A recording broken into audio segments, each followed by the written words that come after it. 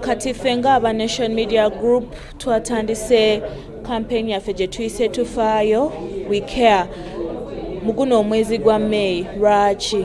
Gw'omwezi gwe tutegeereramu ebintu bya mental health. Mental health kitegeeza ki? Okubeera obulungi psychologically mu mutwe nga owulira nti obulamu buli bulungi, tuba tulina okubona obulamu obulungi obw'omubiri n'ogamba omubiri nina omusujja kale guwonye, naye ate omutwe buli wetulowooza ku bulwadde bw'omutwe tulowooza bano abantu nti no omuntu alaluse agenze butabika, naye si kyo kitegeeza. Tugenda tutegeera nti no buli muntu asobola okukwatibwako kino ekintu kye bayita mental health. Tugenda kubanga tubagamba amalwaliro musobola okugenda, tubawa essimu ze musobola okukuba nga ssimu za bwereere.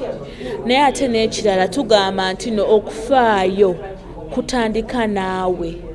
So ate tetuvuddeeyo nti olw'okuba embeera eri waggulu nnyo, no, tubaddewo eno third mental awareness camp yaffe, okitegeera.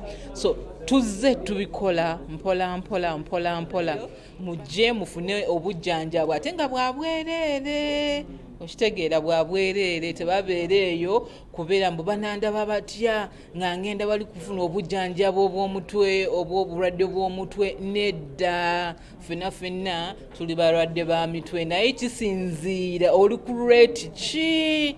Ours as Soul Foundation is to demystify mental unwellness with positive, fun activities, so that will remove that negative connotation that comes with conversations around mental health, so that it's light, it's positive. The same way somebody has malaria and chooses to go to hospital is the same way we should seek help when we are unwell.